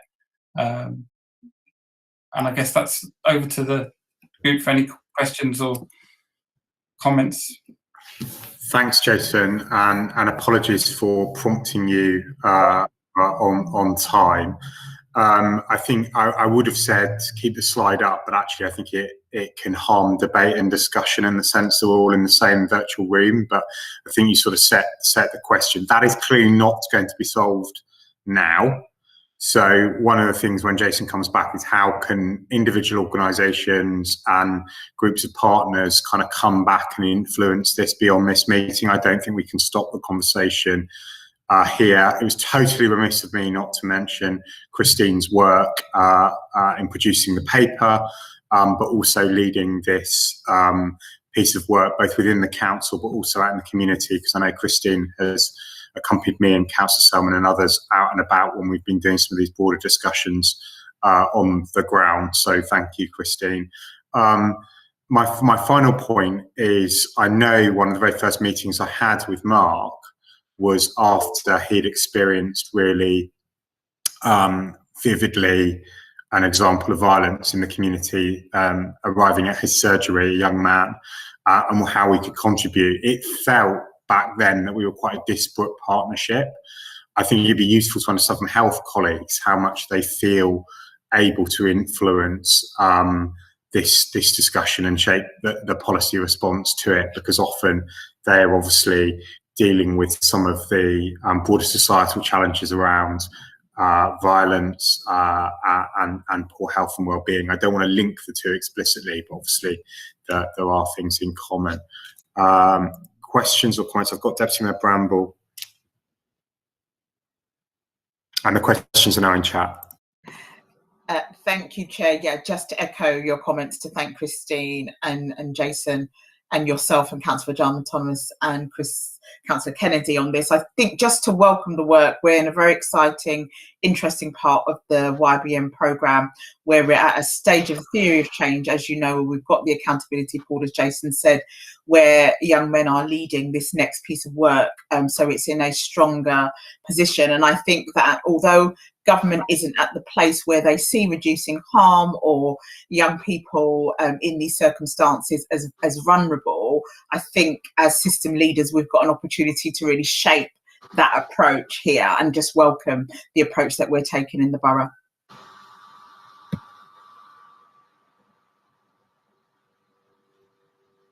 Siobhan and Mark. I saw Siobhan first, but and then I'll bring in Mark. Siobhan. I think Mark was before me, to be honest, but carry on. You started. Okay, I'll start. Thank you, Mayor. And I apologise because I feel like I'm very new to this, so I don't feel like in a way that I'm necessarily, I may well be like saying something that people already know, but I'll say it anyway, I guess. In terms of your documents, and I can see there's such a lot of work in them, and which I think is excellent. And I do think that there is something about which partnerships relate to which partnerships, isn't there? And that's probably quite confusing potentially when you're trying to access health partners through a different set of partnerships that you're working in. And how do we make that easier? I think in terms of, it looks as though lots of the actions seem to be owned by people in children's services or in the police service, or rather than it feeling very whole system. And I don't necessarily know the answer, but I do know that there are issues about violence and certainly about knife crime. And if you think about mental health services or, A&E services, which I know you have picked up in your action plan, and trauma services, and just the whole impact that has on how people come late to the system from our point of view, and how, it's something about prevention and early intervention as well as, and if we can bring the two partnerships together more effectively, in a sense, would there be some gains from doing that? I just wondered if there's something we should be thinking about around that arena. I think there is a lot so for me, it's a lot about the victims of crime as well, who are often, so it linked up with being potentially perpetrators, but also being victims. And how do we look for those opportunities, holistically across the whole of the statutory sector, really, in a way, and look for those opportunities to make an intervention as soon as we can, really. Thanks, Siobhan. I think that's really important, and I think there are some commissioning gaps sometimes around projects, because these sorts of joint working don't necessarily neatly fit into some of the ways that we commission and collaborate. I think Red Thread is an example of something that has had various touch points in the borough, but it's not just Red Thread, it's some of the other work that we do. Mark? Yeah, I was going to make a comment about the adverse childhood events work, because clearly there's lots of interventions around trying to manage people who suffered trauma when they are adults in many different sort of contexts, whether that's helping with the community and their social circumstances, or whether it's more directed therapeutic work, etc. Dealing with people who've got antisocial personality disorders and depression and all the other consequences of adverse childhood events. But I was just thinking also about you say trauma-aware approach, and that's quite interesting to know what that means in terms of every contact counts type of approach in over and above those formal kind of interventions. And then I guess thinking back about the ideas around what you do with children to try and who are experiencing adverse childhood events at the time, and working with their context within their families as young people, the absent fathers with present fathers, and all of that work, which of course is to see the benefit of, is difficult to measure because it hopefully is years down the line, and it's prevention, so you don't have something to measure because it didn't happen, but it is the long-term effects. And I think it's just very interesting to see how there's a lot of work going on in around the children, young people, families sort of work streams, and I think it can't be overemphasized, really.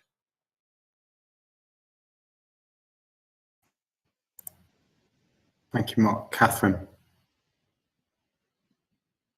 Hello, thank you. I think this is kind of really interesting, and sitting here reflecting about the kind of the Homerton's contribution, and there's a number of aspects really. Because obviously at one level we're providing a direct care to people who are the victims, or we're working, with them, the sort of link to the adverse childhood experiences, etc. But I think the other thing that we need to think about, and I think it's probably not just for healthcare, but actually the impact on our staff of violence and aggression as well. and that's become much more apparent to us in recent weeks, because it's increasing again. So how do we also kind of look after the people who we need to look after and help do the prevention work in the community stuff? And there's a tension sometimes there for staff and the wider workforce on that, but it's a really important message for them, but a message for our community about what we won't accept and what we won't tolerate, and how we help support them with all of this. And certainly we're doing a lot of work, particularly at the moment, around that, because, as I said, the increasing violence against our staff. Thanks, Catherine. I've got Rosemary, and then I'll call time, and then maybe Jason, can you address how we would continue? And I know they did an incredible amount of work, in the John Howard Centre around violence and violence reduction, both staff and patients. And I think that was really powerful about resetting expectations about violence and what is and isn't acceptable in institutions. And I know that's not quite the same point that Catherine was making, but I think it is a continuum. Rosemary. Thank you, Mary Granville. I just want to be succinct and just raise something that's resonating within me at the moment, and that is to do links in with what Yvonne spoke about, connected with prevention. And my thoughts were centered around the prison system. And I don't know, I'm new to this board, so I don't know if this sits within your remit, so to speak, but just looking at what happens within the prison system, which, let's say suffice to say, there's work that can be done in that because of the impact that being a young person, for example, who is, sort of anywhere around 15, 16, being sentenced to, 12, 15 years in prison and more, what that does to them, how that impacts their lives going forward. And in terms of, I'm just thinking with regards to what kind of work can be done with young people who find themselves in prison, what they go through in prison once they've been released, and what the future holds for them. So I don't have the answers, but it's just, for us to reflect on that. And if that's already been covered, then excuse me, but this is what's really sort of resonating within me at the moment. Thank you. Thanks, Rosemary. And quite correctly, Councillor Williams has raised the issue against violence against women and girls. And I know if Councillor Maxwell was here, she'd also mention violence involving older people and other forms of intimate partner violence. So I think there obviously is a continuum here that we need to be really aware of. And Rosemary's points about those other places where people can become institutionalised and become violent and traumatised. It's not just adverse childhood experiences, it's beyond that as well. Councillor Jana Thomas, and that will be the last contribution, I'm afraid. Thanks very much, Mayor. I just want to pick on, like everyone's echoed, thanks to Jason and Christine for this piece of work. And just want to comment quickly on the last couple of comment that have been made, in particular around the prison and how we're engaging. I think, as Jason said, this is a working document. Probably as we move forward, Jason might be able to just update the what we are doing, because in Hackney, maybe Annie will add to it. We've got a very good youth offending team and a probation officer that is working with people, young people, or people that are coming out of prison, and in terms of we look into that on our Youth Justice Board regularly. And just to update you on that, that work is ongoing a bit of reassurance around that. And around violence against a member of staff, I'll be taking that forward, Siobhan. I think there are work around that we are currently doing as well. Thank you. Jason, I'm going to give you a minute to try and navigate all that, and then just emphasise, as I think Councillor Fiona Thomas firmly said there, it's a work in progress. Yeah, thanks, Meg Gamble. Yeah, I think, the point of the document is really to open up the conversation a little bit and bring in wider partners. So just going back to the earlier point about how we can sort of ensure that why different partners are involved, and it isn't just children, families, or community safety. I think we're happy and to convene those discussions and have those conversations through our team. That's part of it's a key priority for our service. So we're really happy, and we extend an offer to partners to get involved. And we do plan to hold more community events once we get to a point where we can do those out in the community. So, but also bringing in wider stakeholders and partners as well. So, yeah, we are going to progress that through discussion and through working through this approach and this document with key partners in the room, and looking at those interdependencies and opportunities, I guess.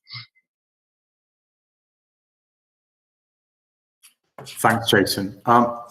Given that it's going to happen, I wonder if we can have you back to sort of, if people can contact you directly, obviously if they would like a structured conversation in the way that you've described with any form of our partners here, but also when we've done some more of that, hopefully not too far in the future, work with residents, we can just see how it evolves a little bit, because I think it's just so important. Yeah. That we hold it. But thank you and Christine for that and the contributions. As people are discovering, I'm the world's worst chair because I'm too interested in the topics. ELFT providing an update on their mental health care and transformation funding project update. And thank you, Paul, Dean and Graham, for being patient, but also I think it's really important with the board that we don't just have council-led documents, that some of our partners get to show their systems leadership as well. Sure. Can I start off with Glanville, and then we'll pass on to Dean and the team from Hackney to talk about the transformation in community mental health services. I was asked just to give a quick verbal update on advances in mental health equalities, which was published, I think, in September 2020. Mental health inequalities is not something new. Certainly since I've been in mental health services for the past 30 years, we've always been talking about mental health inequalities. How far we've got addressing those inequalities, however, I think is not very, would be the answer. But the Mental Health Act review really gave an opportunity of looking at that again. And some of the work that's come out of that has been the leading up to advances in mental health equalities being set up within NHSE, NHSI. And we were asked in September 2020 to be one of the pilots in that work. So we're also working, there's 4 pilots across the country, one at SLAM, one with us, one with Birmingham, and one in Manchester. What does that mean? Well, to be honest, since September, we've not been able to do much because we've been caught up with COVID quite a bit. But I can give you an outline of the plans that we've got for the inequalities and what's actually been happening at ELFT regarding those. So some of the inequalities what we're doing at the minute nationally is looking at the data and how we can improve the data so that we get better data. And I think this has come up in every time we talk about equalities and inequalities, about data improvement and really having good data there you can base things on. So there's work being done on that. There's also the PCREF. Now, people may have heard about the PCREF because it's getting a lot of discussion at the minute. PCREF stands for Patient and Carer Race Equality Framework, which again was a recommendation which came out of the Mental Health Act review. As the deputy chair in that was Dr. Jackie Dyer, who I know previously from working at NHSE, NHSI. Jackie and I had worked quite a bit in forensic. So it was through my discussions with Jackie about the work we were doing at ELFT in race equality and anti-racism that we actually got asked to join. And we're helping develop the PCREF, which is trying to develop a competency-based framework for mental health trusts that actually show that they're responding to racialised communities. So it's a whole piece of work going on. The latest piece of work in that is over April, there will be a survey going out to our service users, our staff, and our communities to look at their views on those competencies and what would be good competencies to actually measure trust against. So I'll keep you up to date with that as it develops. I think you mentioned already the work that's already going on at ELFT, and I will summarise that very briefly because I'm aware of time. 3 years ago, we started a new strategy which set out a mission to improve the quality of life for all that we serve. And within that, actually looking at improving population health outcomes, which is a much wider remit than just the mental health, but it starts to look at that inequalities work. Certainly, COVID has given us more opportunity to see those inequalities. They weren't anything new, but they actually just put a highlight of things we already knew were there. I think in particular with that was the inequality, the disproportionate poor outcomes that our BAME communities were suffering as a result of getting COVID. So we started doing some work with our staff BAME network on that and looking at what would help them and what would help them with their concerns regarding COVID. When we started that work, it just hit round about the same time with the murder of George Floyd and the Black Lives Matter movement. And we noted within our Black staff, our Black service users, and our Black communities, a huge amount of frustration. And really, we tried to think about how did we respond to that. And what we did was we set up a number of workshops on race and privilege, which gave an opportunity for all of our staff to come together and to break into groups, and for our staff from racialised communities to discuss and give their account of what their experience of racism has been, either through their personal life, through their professional life, or in any form of their life, really. And for white staff to share with that as well. These were really powerful, safe psychological spaces to discuss things. I think we got a lot from hearing really horrific stories from staff and what their experiences had been, but also from our white staff, a feeling of being really scared of how to respond in case they said something that was viewed as racist. So how do we work with those two things at the same time? So we had 12 of those events across the organisation. We actually then siphoned down into local events as well that were being held within directorates and within wards and within different groups. Since then, we've been doing work as a senior management team on with BRAP, which is a voluntary anti-racist organisation. We've done a series of workshops with BRAP, and we're now in our second series. This is to really help us in our journey towards being an anti-racist organisation. If I can just give you one kind of a personal moment from that, which I think is the most powerful.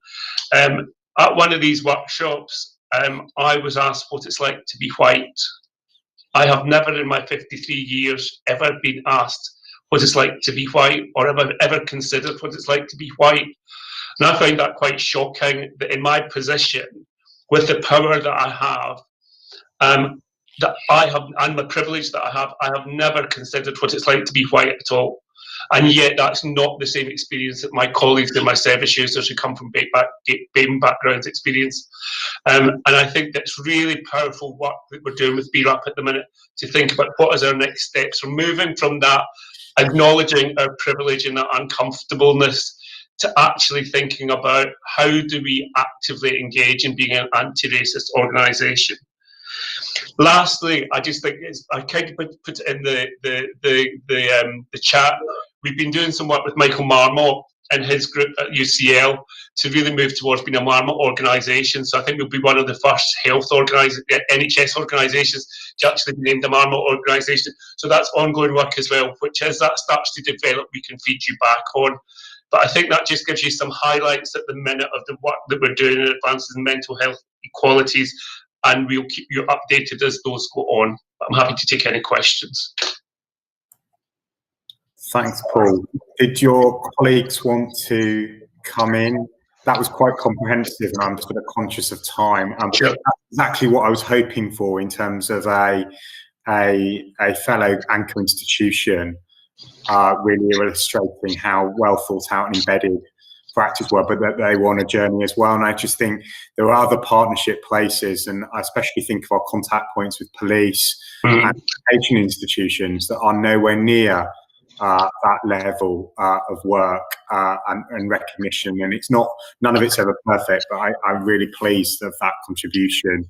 And I hope that we can work with ELF to sort of support you to help not just the work that we're doing as a council, but that system leadership work. But did Dean or Graham just want to add anything briefly?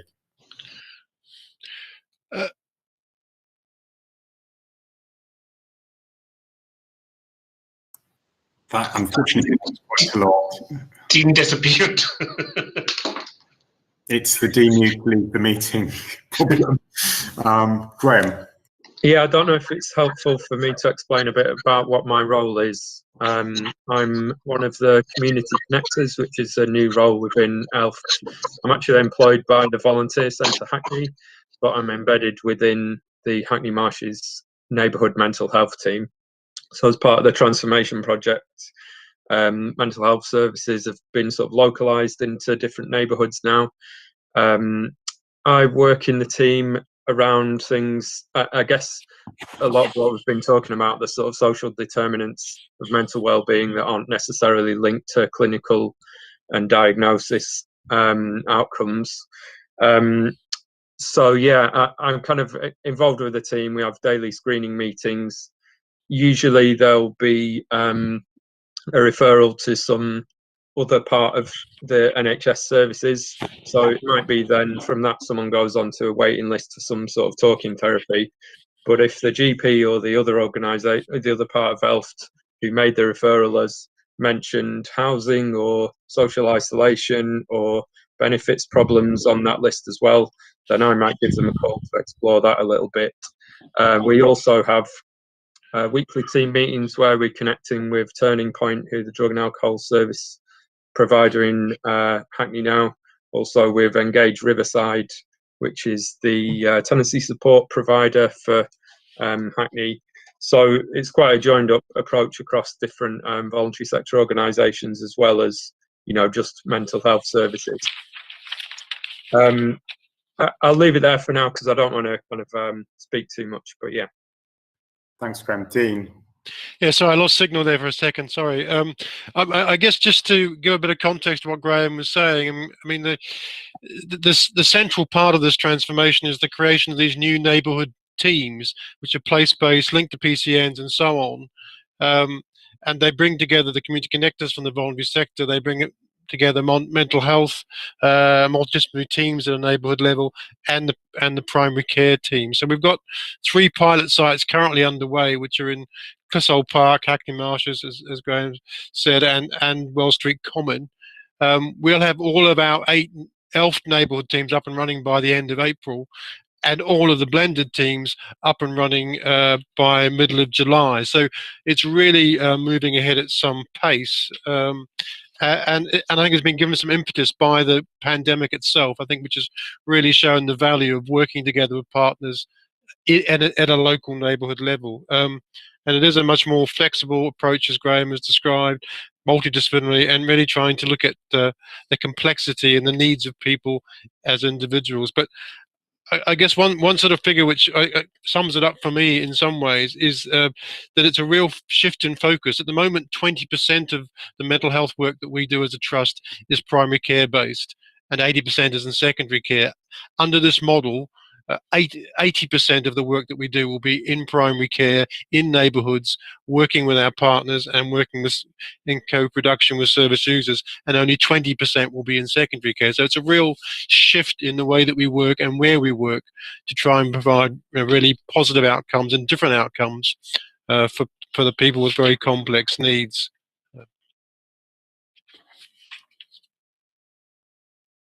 Thanks, Dean. And there's a really sort of provide some background and additional reading if people haven't read their packs already. There's a really good slide deck that touches on this.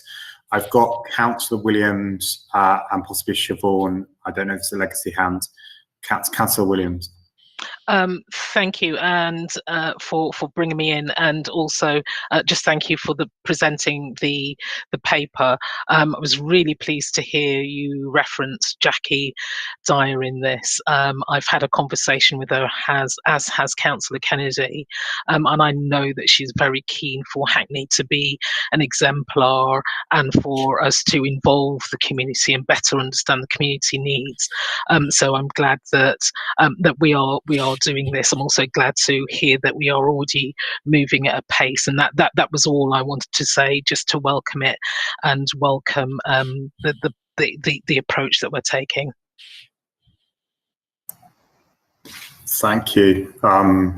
Jackie and I did about an hour and a half on this one night a couple of months ago, and then I sort of spoke to Donna about it and just how important I thought, and to have that centre of excellence, but not have it get this broader airing, and hopefully further broader airings and discussions is what I really support. And I know that I saw Councillor Kennedy and others nodding on the call, and I hope Jackie will be happy on a small part of a down payment on this collaboration, but we do need to do more.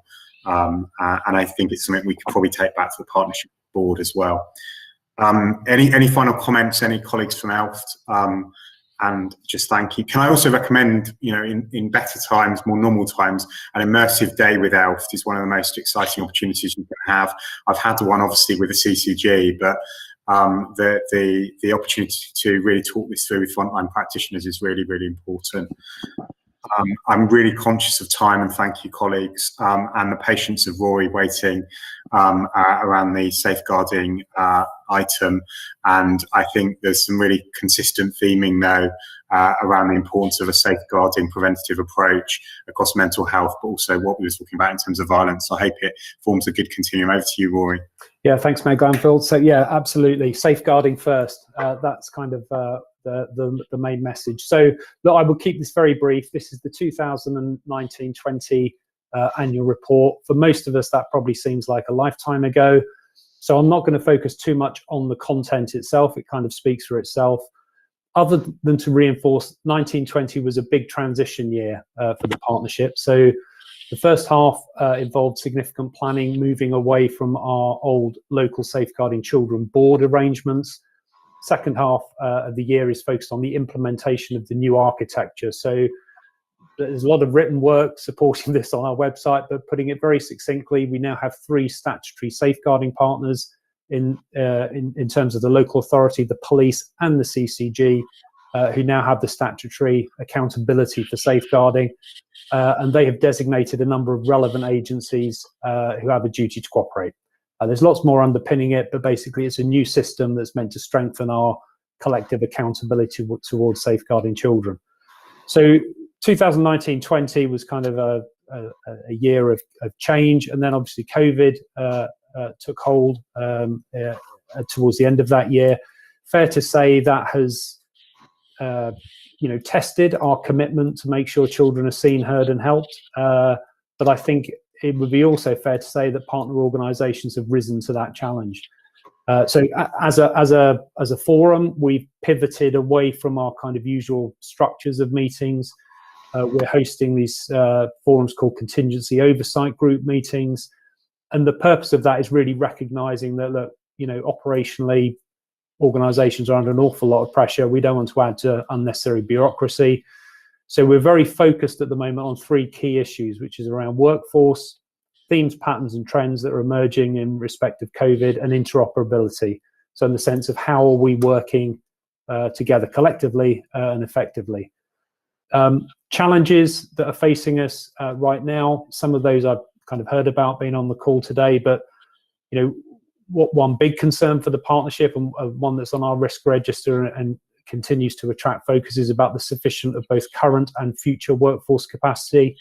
So I think we should underscore the impact on what COVID may have done to our practitioners on a longer term basis, and we need to have our eye on that regularly. If our workforce isn't firing on all 4 cylinders, they're not going to be able to safeguard children as effectively as they could.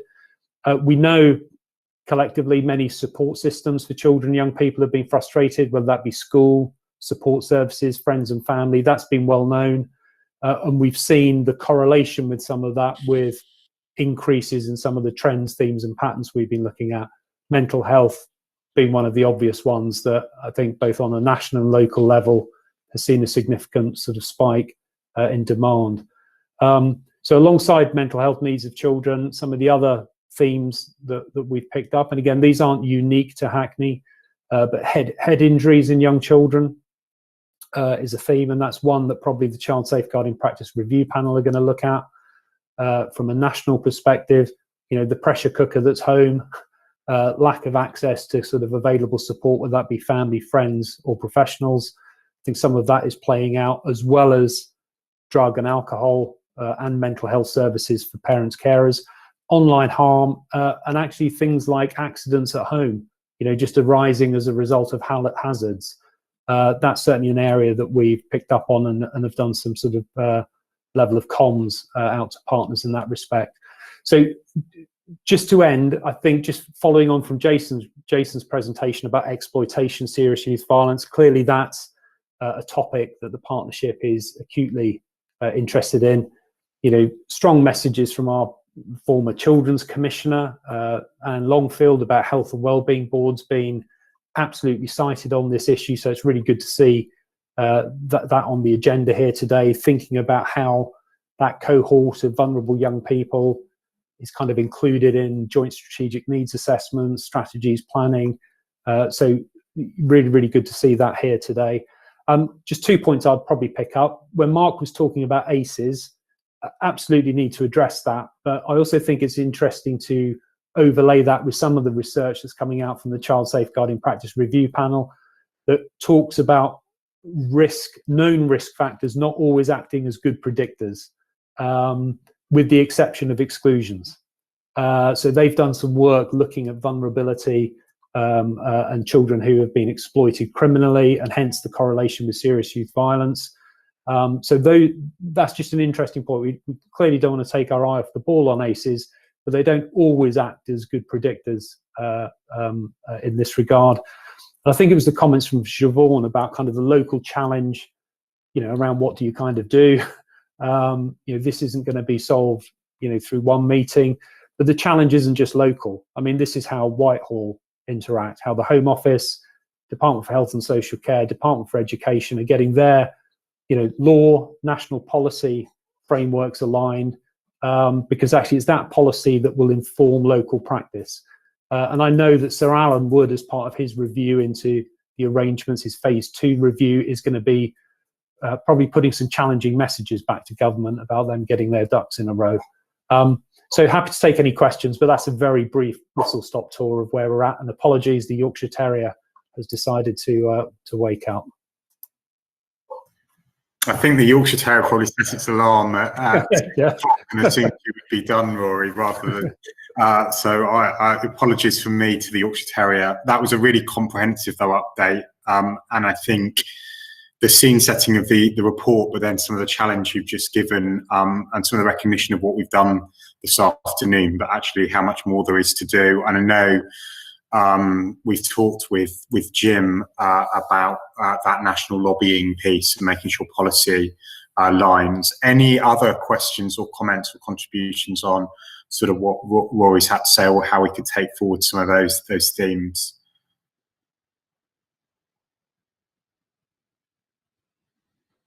Siobhan?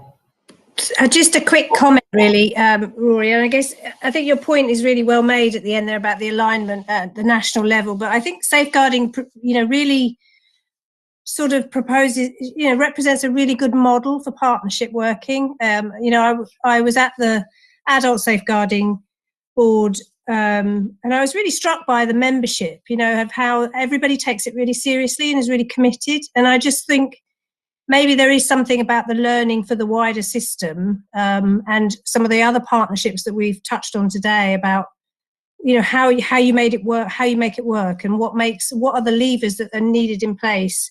You know, just thinking particularly around as we develop our ICS ways of working and the duty to collaborate as partners and some of those things, what that actually means in practice. I think we could learn a lot from yourselves, I would say. Yeah, it's a good question, but look, you know, it's a team effort. It's called a safeguarding partnership for a reason, in that it doesn't work if it's not a partnership. So in that sense, yes, you have different hierarchies about the safeguarding partners, but the relevant agencies, all those different organizations, charities, your VCS sector, it's absolutely crucial that we're all part of the same team, because with that, that doesn't mean to say we can't have healthy challenge, debate, that we all need to learn and improve. But actually, it's about the fundamental approach here, that we are a system. We do take safeguarding, seriously. This safeguarding first principle. There's some more stuff that we've got coming out on this fairly soon. But that is a leadership issue. It's a way of working. It's how organisations talk about safeguarding, as opposed to talking about your uniform policy endlessly, as an example. You might need to talk about that, but you need to have that narrative with your frontline staff. Just to close, I think some of the lessons we're finding from our reviews, yes, there's some complicated sort of lessons that come out for practice, but actually, sometimes the things that don't work are the simple things. And so the focus on basic practice, how organizations, frontline practitioners talk to each other, how they share information, how they're curious, how they provide respectful challenge, how they try and understand the context of the families and the children that they're working with. All of those sorts of things are regularly coming out, regardless of kind of the main theme of our review. So we will continue, and of course the partnership working across Health and Wellbeing Board, Community Safety Partnership and other forums remains really important for us. Thank you, Rory. I feel when you mentioned uniform, I had some non-verbal communication there that I might have to be careful with. But Dr. Husbands. Yeah, but just one last point, just picking up on Rory's comment about sharing information, because it's just such a crucial element of partnership working generally, but particularly around safeguarding, and just to emphasize how important the importance of sharing information, and to sharing it in a timely way, both for just providing normal services, but particularly for making sure that we're keeping every child safe. And that as a safeguarding partnership, we need to be making sure that we are not just championing data sharing, but making sure that our constituent organisations are engaging effectively with that. Yeah, good point, Sandra. Yeah, entirely agree. Just as a final anecdote, Mayor, the uniform was a reference to a review that I was involved with down in the south of England, and it was actually a chief nurse who we interviewed about 300 hospital staff, asked them if they'd ever read their child safeguarding policy. None of them had. They'd all read the uniform policy. Why? Because every time the chief nurse did the ward round, well, of course, that was the thing that she spoke about. So what leadership says and does matters. And actually, if your leadership is talking safeguarding, guess what? So will your frontline staff. So that was kind of the anecdote that was picked up from that, the uniform analogy. Wasn't going anywhere else with that. That's really good context for you, but I think it has implications elsewhere as well from what you've just said. So I appreciate that. But that does show how bureaucracies repeat themselves and leaderships repeat themselves. And I also took the predictor versus kind of predetermination point as well. And that's important around expectations and how we support people as well. And I know we'll probably return to exclusions as an issue in the future, because I know we're doing ongoing work with that, and Deputy Mayor Bramble and Anne Canning have obviously led on that work as well. So we have reached an end, 9 minutes over. Thank you for tolerating that. I just wanted to, well, Anne's put her hand up, so she's spoiling my this will be Anne's last Health and Wellbeing Board bit, but and I know, but from seeing Anne physically when she's been in the meeting, but also virtually, she's been a huge supporter of all the work that we do in our various health partnerships, including the Health and Wellbeing Board, obviously the work at the ICS, and many of the themes that we've been talking about this evening. So thank you for that. But I've now undermined your point. So no, it's fine. It's fine. I wasn't anticipating you doing that. I wanted to make a cheerful point to end on that. The permanent exclusions in schools are only to date, and I'm touching wood, I think 3, which is an extraordinary reduction. And it's not only COVID, it's the work of the partnership. So just, it's a critical indicator of so many other things, and so much work has gone on across everybody to do it. I just wanted to keep shouting that loud and clear of the impact that has on children and young people, really. That was all. And Chair, if I could quickly say that our exclusions in primary school is lower than the England average now as well. And just to thank Anne for all the work that she's done while being here at Hackney. It's been a pleasure working with her in this area. Thank you. That is a wonderful, hopeful point to end on. Thank you both. Just a quick reminder of some of the dates that obviously is the workshop work that Donna talked about before. That's 27th April, 21st May, and our next meeting is on the 21st of July. This is a pared down agenda, I should just point out to colleagues, because we thought we wouldn't get through what was the original agenda. It shows that we probably need to pare a little bit more, because we did give each topic, I think, a lot of justice, but we could probably have talked more. And I think we've covered an incredible amount of ground this afternoon and early evening. So thank you for your patience, and you'll be in the capable hands of Dr. Ricketts next time. So we will serve under you, but thank you all.